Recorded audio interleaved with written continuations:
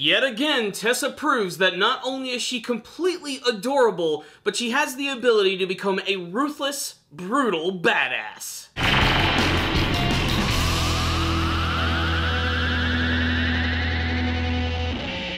Hello my fellow freaks and geeks, it's time to take a look at another episode of Full Metal Panic: Invisible Victory. I'm going to go ahead and put up the spoiler warning right now. If you have not watched this episode, go watch it, then come back to this review, as this episode right here has a really awesome plot twist about halfway through the episode. This is one of those episodes of Full Metal Panic that tries to kind of mess with the viewer a little bit, only to pull out the rug from underneath them and give them a plot they didn't even expect they wanted or needed. This was a solid addition to the series, so let's just go ahead and jump right in. What's really great about this episode is that we finally follow up on what's happening to Tessa and the other members of Mithril, and at first, things don't really look all that good. We go to San Francisco, where Tessa is just sort of aimlessly walking over a bridge with her shoes off. She's completely barefoot, which, you know, in San Francisco is really not that uncommon. She looks like she's been going through post-traumatic stress disorder, and she's actually picked up by the police,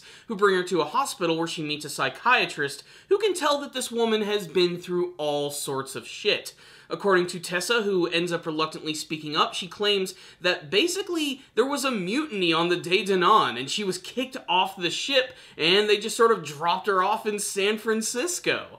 It all seems a little weird that this would go down this way, and I didn't really pay it any attention at first, but about halfway through the episode, it actually is revealed that this is all actually a setup. They're actually trying to get the attention of Amalgam so that they can get closer to them and some of their higher-ups. And only about halfway through the episode, Tessa is actually kidnapped by Amalgam, in particular Fowler, who is Leonard's messenger boy. He plans on taking Tessa back to her brother. That's when it's actually revealed that there are freaking Mithril soldiers all over the place. Weber's up top with a sniper rifle, and even Melissa is dressed up as one of the nurses here, and that's when we get this big standoff between Amalgam and Mithril, and then you have Tessa who stands up all triumphantly, knowing that they're this much closer to getting to the heart of Amalgam. That's when the giant robots come out and a big battle ensues, which is honestly incredibly satisfying, especially finally getting to see more of Ben in action and his arm slave, which just has such an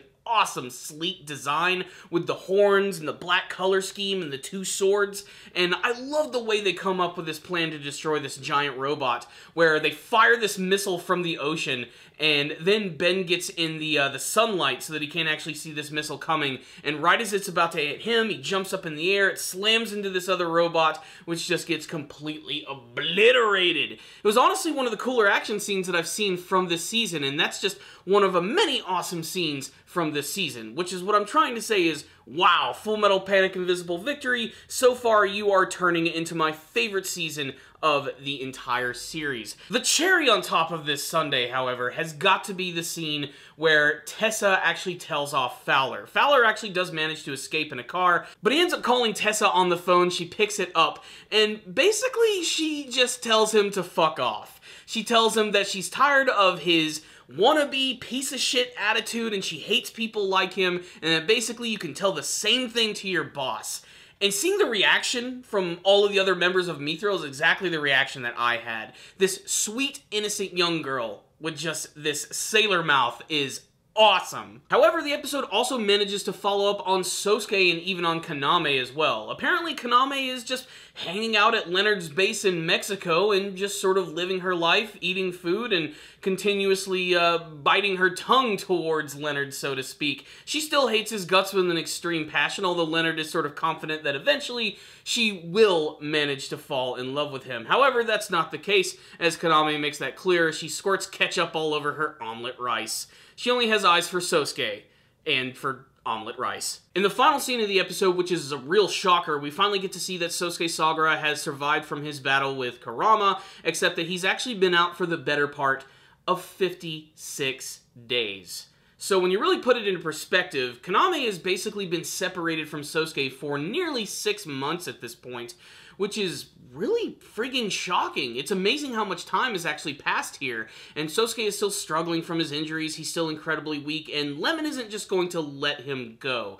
He's with the French government, and they still want to learn some information about Amalgam, but before their conversation can get very deep, suddenly it seems like they're being attacked by an enemy force on the outside, which is slowly making their way into Sosuke's room. Will he survive? Is this Amalgam? Is it Mithril? Is it another organization altogether?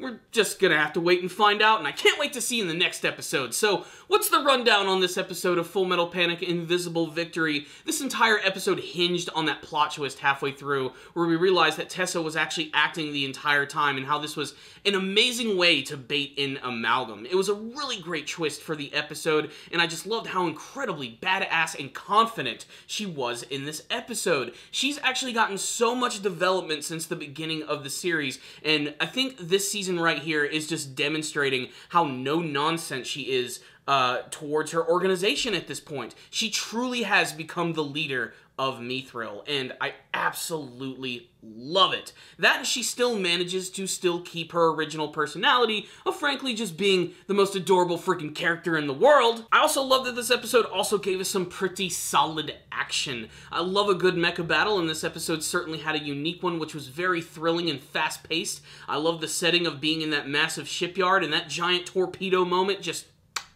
so yes, I loved this episode of Full Metal Panic: Invisible Victory. I really hope they stop doing all these recap episodes, because I hate waiting for the next one, but this episode right here was totally worth the wait. I'm glad they finally followed up on everything going on with Tessa and their group, because it really made this episode for me. And that's why I'm going to give this one right here a 5 out of 5. One of the most unique episodes of Full Metal Panic that I've actually seen, and another great addition to an awesome season, which I really hope is going to continue with the promise of another one right after this. So there's my thoughts on this episode. I'd love to get yours, however. Tell me all of them in the comment section below, and what you guys hope to see from the rest of Full Metal Panic: Invisible Victory. Thank you guys for watching this review. I'll see you guys next time, and as always, stay down, baby.